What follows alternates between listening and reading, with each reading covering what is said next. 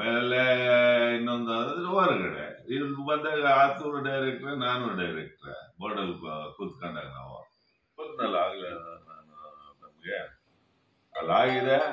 ಅದನ್ನ ಮಾಡ್ಕೊಬೇಕು ಅಂತ ಬಂದಾಗ ಕೂಡ ಏನಾಗುತ್ತೆ ಅಂತಂದ್ರೆ, ಮಾಡ್ಕೊಬೇಕು ಅಂತ ಬಂದಾಗ ಅದು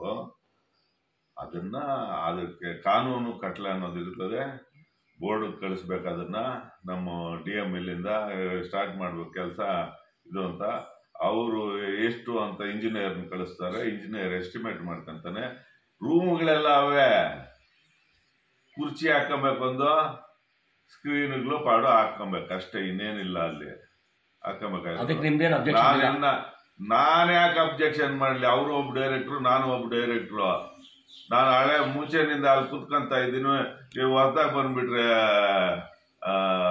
ನೀನ್ ಎದ್ದೋಗಿ ರೂಮಿಂದ ಅಂತ ನನ್ಗೆ ಹೇಳೋದ?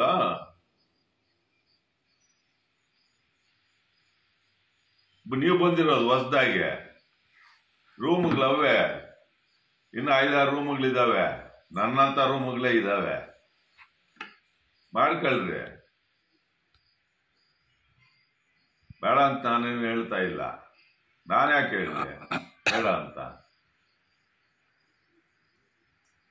KGF ಹೋಗ್ಬಿಡಿ ನೀವು ಅಂತಂದ್ರೆ ಎತ್ಕೊಳ್ಳಿ, ಅಲ್ಲಿ ಡಾಕ್ಯುಮೆಂಟ್ಸ್ ಎತ್ಕೊಂಡು ನೋಡಕ್ ಹೇಳಿ. KGF ಅಂಡ್ ಬಂಗಾರಪೇಟೆ ಅಂತ ಕಟ್ಟಿರೋದ ಕ್ಯಾಂಪ್ ಆಫೀಸ್ನ. ಇವತ್ತು ಬಂದ್ಬಿಟ್ಟು ನನ್ನ ಕ್ಷೇತ್ರದಲ್ಲೈತೆ ಅಂದ್ರೆ ಇದ್ರೆ ಅದು ನನ್ನ ಕ್ಷೇತ್ರ. 35 ವರ್ಷದಿಂದ ನನ್ನ ಕ್ಷೇತ್ರ. ಆ ತಾಲೂಕು ಈ ತಾಲೂಕು 2 ತಾಲೂಕು. ನಿಮ್ಗೆ ಇವಾಗ ಆಗೈತೆ ನಿಮ್ ಕ್ಷೇತ್ರ 60 ಸೊಸೈಟಿ, 124 ಸೊಸೈಟಿ ಇದ್ದಾಗ ಕೂಡ ನನ್ನ ಕ್ಷೇತ್ರನೇ ಅದು. ಅವ್ರು ಹೇಳ್ತಾರೆ ಸೊಸೈಟಿಗಳು ಕಡಿಮೆ ಮಾಡಿ ಮೋಸ ಮಾಡವ್ರೆ ರೈತರಿಗೆ ಅಂತ. ಪಾಪ ಗೊತ್ತಿಲ್ಲ ಅವ್ರಿಗೆ ಏನ್ ಮಾಡ್ತಾರೆ. 46 ಸೊಸೈಟಿಗಳು ಮುಳುಗೋಗಿದ್ದಾವೆ. ಮಾಡಿದ್ದ ಸೊಸೈಟಿಗಳು ಲೆಕ್ಕ ಹಾಕಿದ್ರೆ ಎಷ್ಟಾಯ್ತು? ಪಾಯಿಂಟ್ಗಳು ಎಷ್ಟವೆ? ಪಾಯಿಂಟ್ಗಳು 40-45 ಪಾಯಿಂಟ್ಸ್ ಇದಾವೆ. ಎಷ್ಟಾಯ್ತು? 200 ಚಿಲ್ಲರೆ ಹೋಗ್ಬಿಡ್ತು. ನಾನು ಮಾಡಿಲ್ವಂತೆ,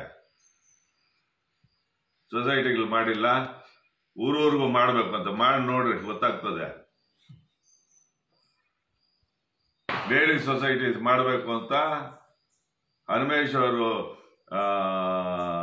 MD ಆಗಿದ್ದಾಗ ಏನೋ ಇರ್ಬೇಕು. ಮೊನ್ನೆ ಹನುಮೇಶ್ ಹೇಳಿದ್ರೆ ಹೌದೌದು ಅಂತಂದ್ರು. ಅವಾಗ ಗೌರ್ಮೆಂಟ್ ಇದ್ದ ಏನ್ ಬಂತು ಅಂದ್ರೆ 30% ಲೇಡೀಸ್ಗೆ ಕೊಡ್ಬೇಕು. ನೀವು ಕೊಡದೇ ಇದ್ದಲ್ಲಿ ನಿಮಗೆ ಬರ್ತಕ್ಕಂಥ ಸವಲತ್ತುಗಳನ್ನ ಕೊಡೋದಿಲ್ಲ ನಾವು. ಇವಾಗ ಮ್ಯಾಟ್ಸ್ ಕೊಡ್ತಾರೆ, ಹಾಲ್ ಮಿಷನ್ಸ್ ಕೊಡ್ತಾರೆ, ಪ್ರತಿಯೊಂದೂ ಹಾಲ್ ಇಂಡೋ ಮಿಷನ್, ಇವೆಲ್ಲಾನು ಚಾಪ್ ಕಟ್ರ್ಗಳು ಕೊಡ್ತೀವಿ. ಇವೆಲ್ಲಾನು ಕಡಿತ ಮಾಡಲಾಗುತ್ತದೆ, ಕೊಡೋದಿಲ್ಲ ನಾವು ಅಂತ. ಅವಾಗಿದ್ದ ಎಲ್ಲ ಲೇಡೀಸ್ ಸೊಸೈಟಿ ಮಾಡಕ್ರೆ ಹತ್ ಕಡೆಗೆ ಅಂತ ಹೇಳಿದ್ರು ನಾವು. ಅದನ್ನು ಇಲ್ಲಿ ಬೇಕು ಅಂತ ಲೇಡೀಸ್ ಸೊಸೈಟಿ ಮಾಡೋದು. ಯಾರು ಬೇಕು ಅಂತ ಅವರೇ ಹೇಳಿದ್ರು. ನಾನು ಹೇಳಿದಾಗ ಒಂದ್ ದಿವಸ ಅವ್ರು ನಮ್ಗೇನ ಹಾಲು ಹೋಗ್ಬೇಕು, ಹಾಲು ಹೋಗ್ಲಿ, ಅದು ಇದು ಅನ್ನೋದೇನು ಕಳಿಸಿ ಮಾಡಿಸಿ ಅಂತ ಅವ್ರದ್ದೇನೆ ಲೇಡೀಸ್ ಸೊಸೈಟಿನೇ ಮಾಡಿದ್ವು.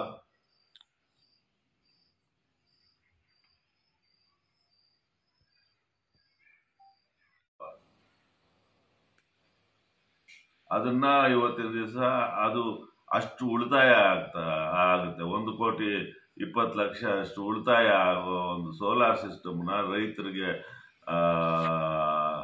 BMCಗಳಿಗೆ ಕೊಟ್ಟಾಗ ಎಲ್ಲ ಹಳ್ಳಿಗಳಿಗೂ ಅದರಿಂದ ರೈತರಿಗೆ ಉಪಯೋಗ ಆಗ್ತದೆ.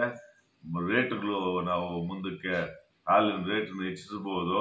ಇಂಥ ಒಂದು ಇದನ್ನು ಮಾಡ್ತಾ ಇದ್ರೆ ಅದು ಸರಿ ಇಲ್ಲ ಅಂತ ಹೇಳ್ತಾರೆ ಅವರು. ಅದನ್ನ ಜಮೀನು ಕೊಟ್ಟಿರೋದೇ ತಪ್ಪು, ಇವೆಲ್ಲಾನು ಮಾತಾಡ್ತಾರೆ. ಅವೆಲ್ಲ ತಪ್ಪಾಗಿದ್ದಿದ್ರೆ ಗೌರ್ಮೆಂಟೇ ಅದಕ್ಕೆ ತಡೆ ಆಗ್ತಾ ಇತ್ತು. ಗೌರ್ಮೆಂಟೇ ಸ್ಯಾಂಕ್ಷನ್ ಮಾಡಿದೆ, ಎಲ್ಲಾನು ನಡ್ಕೊಂಡು ಹೋಗ್ತಾ ಇದೆ. ಇದು ಸೂಕ್ತವಾಗಿ ಕಾಣಿಸೋದಿಲ್ಲ. ಮತ್ತೆ ಬೋರ್ಡಲ್ಲಿ ಇವಾಗ ಹೊಸದಾಗಿ ಇವಾಗ ನಮ್ಮ KGF ಇದು ಬಂಗಾರಪೇಟೆ ಕ್ಯಾಂಪ್ ಆಫೀಸ್ ಇದೆಯಲ್ಲ, ಕ್ಯಾಂಪ್ ಆಫೀಸ್ ಕೊಟ್ಟಿದ್ದು 2 ತಾಲೂಕಿಗೆ ಅಂತ, ಯಾವುದು KGF ಮತ್ತು ಬಂಗಾರಪೇಟೆ ಅಂತ. ಇವ್ರು ಹೇಳ್ತಾರೆ, ಬಂಗಾರಪೇಟೆ ಡೈರೆಕ್ಟ್ರು ನಾರಾಯಣ ಸ್ವಾಮಿರವರು, ಇಲ್ಲ ಇದು ನಮ್ಮ ಇದರಲ್ಲಿರೋದು ಬಂಗಾರಪೇಟೆನಲ್ಲಿರೋದು, ಇದು ಬಂಗಾರಪೇಟೆಗೆ ಒಂದೇ, ನೀವು KGF ಕಟ್ಕೊಳ್ರಿ ಅಂತಾರೆ. ಬುಕ್ಸ್ ತೆಗಿಸ್ದೆ ನಾನು. ಬುಕ್ಸ್ ತೆಗಿಸಿದಾಗ KGF ಮತ್ತು ಬಂಗಾರಪೇಟೆಗೆ ಸೇರ್ತಕ್ಕಂಥ ಒಂದು ಇದಕ್ಕೆ ಈ ಹಣನ ಇಷ್ಟು ಕ್ಯಾಂಪ್ ಆಫೀಸ್ ಕೊಡ್ತಾ ಇದ್ದೀವಿ ಅಂತ ಕ್ಲಿಯರ್ ಆಗಿದೆ, ರೆಸಲ್ಯೂಷನ್ ಆಗಿದೆ ಬೋರ್ಡಲ್ಲಿ ರೆಸಲ್ಯೂಷನ್ ಆಗಿದೆ, ಕೊಡಕ್ಕೆ ಬರೋದು ಇಲ್ಲ, ಅದು ಕೊಟ್ಟಿದ್ದಾರೆ ಡಿಲಿಮಿಟೇಷನ್ ಆಗಕ್ಕೆ ಮುಂಚೆ. ಆದರೆ ನಾನು 1.5 ವರ್ಷ 2 ವರ್ಷದಿಂದ ಅಲ್ಲಿ ಆಫೀಸ್ ಯೂಸ್ ಮಾಡ್ತಾ ಇದ್ದೀನಿ. ನನ್ನ ರೂಮು ಇದೆ, ಚೇಂಬರ್ ಇದೆ, ಎಲ್ರಿಗೂ ಒಂದೊಂದು ಚೇಂಬರ್ ಮಾಡಿಕೊಟ್ಟಿದ್ದೀವಿ.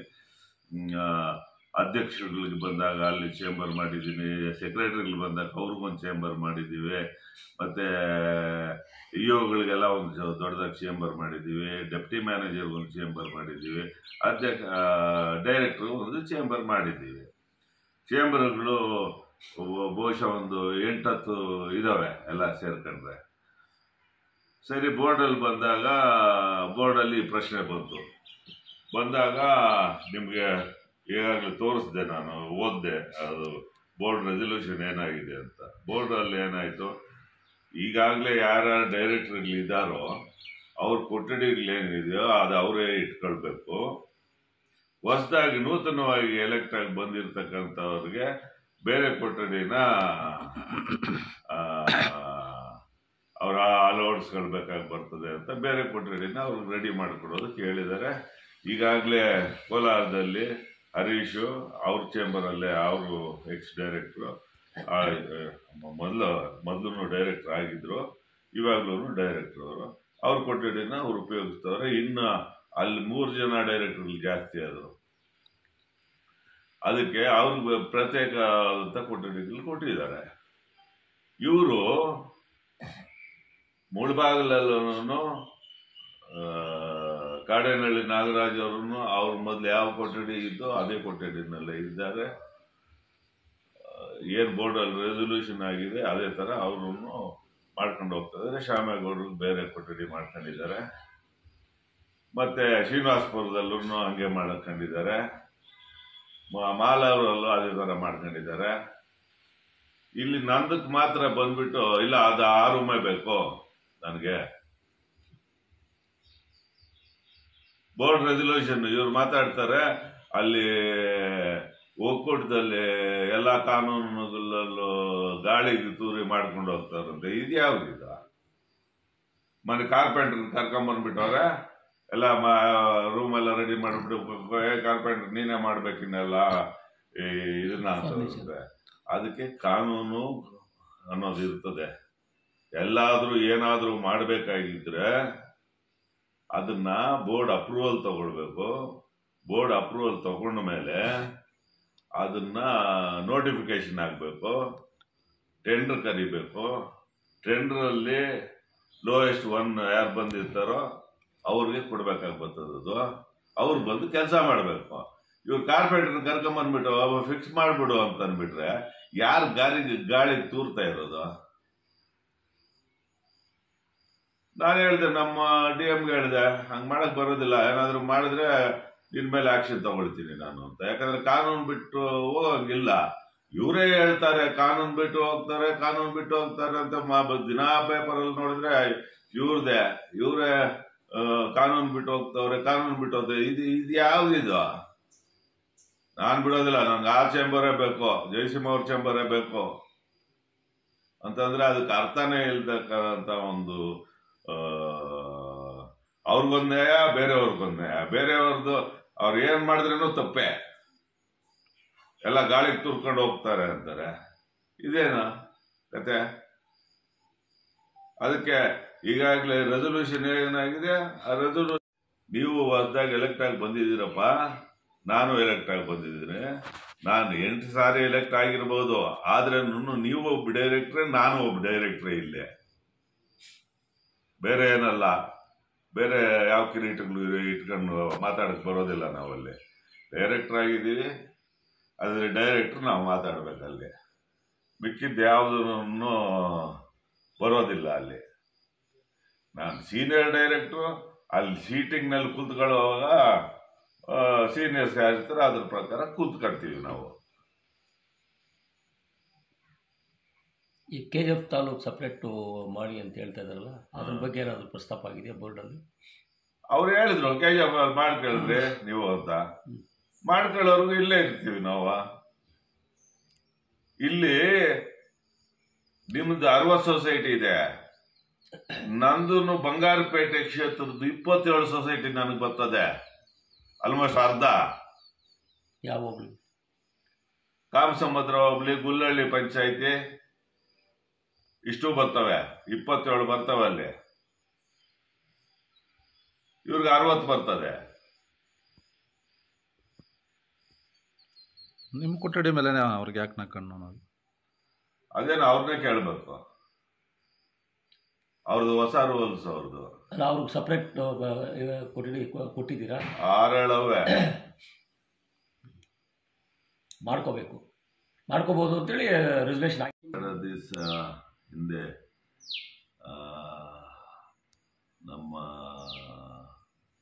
ಒಕ್ಕೂಟದ ಸಭೆಯಲ್ಲಿ ಬಂಗಾರಪೇಟೆಯ ಡೈರೆಕ್ಟರ್ ಆದಂಥ ನಾರಾಯಣ ಸ್ವಾಮಿರವರು ಒಂದು ಪ್ರಸ್ತಾವನೆ ತಂದು, ಈ ಥರ ಜನರಲ್ ಬಾಡಿಗೆ ಫಿಕ್ಸ್ ಮಾಡೋಕ್ಕೆ ಡೇಟ್ ಫಿಕ್ಸ್ ಮಾಡೋದಕ್ಕೆ ತುರ್ತು ಸಭೆಗಳನ್ನೆಲ್ಲ ಮಾಡಿ ಅದರಲ್ಲಿ ಜನರಲ್ ಬಾಡಿ ಬರೋ ಸಬ್ಜೆಕ್ಟ್ಗಳೆಲ್ಲ ಇರಬಾರ್ದು ಅಂತಕ್ಕಂಥ ವಿಚಾರಗಳನ್ನ ಎತ್ತಿದ್ರು. ಅಲ್ಲಿ ಇದ್ದವರೆಲ್ಲನೂ KMF ಡೈರೆಕ್ಟ್ರು, ಆಮೇಲೆ ಡೆಪ್ಟಿ ರಿಜಿಸ್ಟ್ರಾರು ಎಲ್ಲರೂ ಅಲ್ಲಿ ಇಲ್ಲ, ಅದನ್ನು ತರಬೇಕಾಗಿ ಬರ್ತದೆ. ಯಾಕಂದರೆ ಹಿಂದಿನ ವರ್ಷ ಏನೇನು ನಡೆದಿದೆ ಅದನ್ನು ಜನರಲ್ ಬಾಡಿನಲ್ಲಿಟ್ಟು ಮಾಡ್ತಕ್ಕಂಥ ಒಂದು ವ್ಯವಸ್ಥೆ. ಅದು ಇವತ್ತಿನ ಎಲ್ಲ, ನಾನು ಅಲ್ಲಿ 35 ವರ್ಷದಿಂದ ಇದ್ದೀನಿ, ಪ್ರತಿಯೊಂದು ಜನರಲ್ ಬಾಡಿಯಲ್ಲೂ ಅದು ಮಾಡ್ಕೊಂಡು ಮಾಡಲೇಬೇಕಾಗಿರ್ತಕ್ಕಂಥ ಒಂದು ಇದು. ಅದನ್ನು ಇವರು ಬಂಗಾರಪೇಟೆ ಡೈರೆಕ್ಟರ್ ಅವರು ಇಡಬಾರ್ದು ಅದನ್ನೆಲ್ಲ ಅಂತ ಹೇಳ್ಬಿಟ್ಟು ಒಂದು ರೈಟಿಂಗ್ನಲ್ಲೂ ಕೊಟ್ಬಿಟ್ಟು ಹೋದ್ರು ಅವರು ಅಂತ ಇಟ್ಕೊಳ್ಳಿ. ಇದೆಲ್ಲ ಸರಿಯಲ್ಲ. ಈ ಒಕ್ಕೂಟಕ್ಕೆ ಇವತ್ತು ನಾವು 1.25 ಕೋಟಿ ಬರೋದು ಏನು ಎಲೆಕ್ಟ್ರಿಸಿಟಿ ಬಿಲ್ಲು ನಮಗೆ. ಇವತ್ತಿನ ದಿವಸ ನಾವು ಆ ಸೋಲಾರ್ ಮಾಡಿರೋದ್ರಿಂದ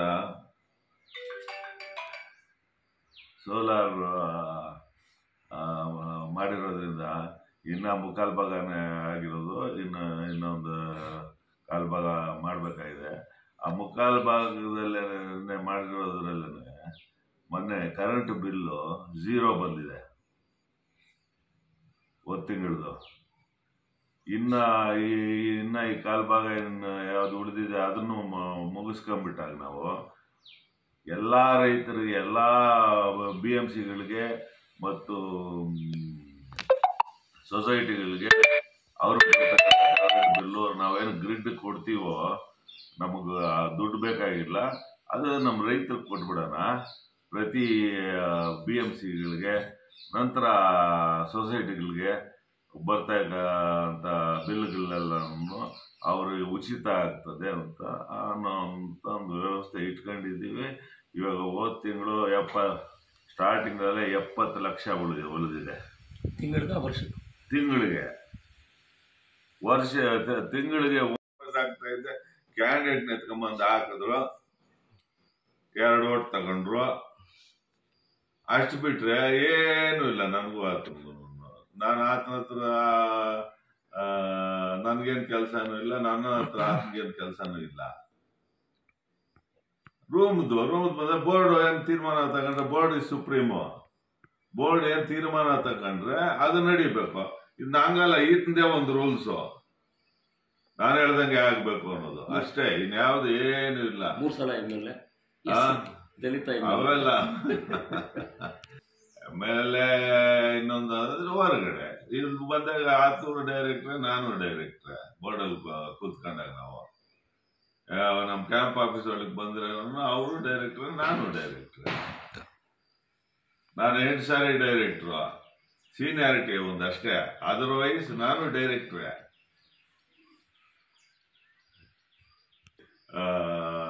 ಪ್ರೆಸಿಡೆಂಟ್ ಆಗಿದ್ದೀನಿ ಆ ಒಕ್ಕೂಟದಲ್ಲಿ, ಡೈರೆಕ್ಟರ್ ಆಗಿದ್ದೀನಿ ನಾನು. ಅಲ್ಲ ಹೇಳ್ಕೋಬೇಕು ಅಂತಂದ್ರೆ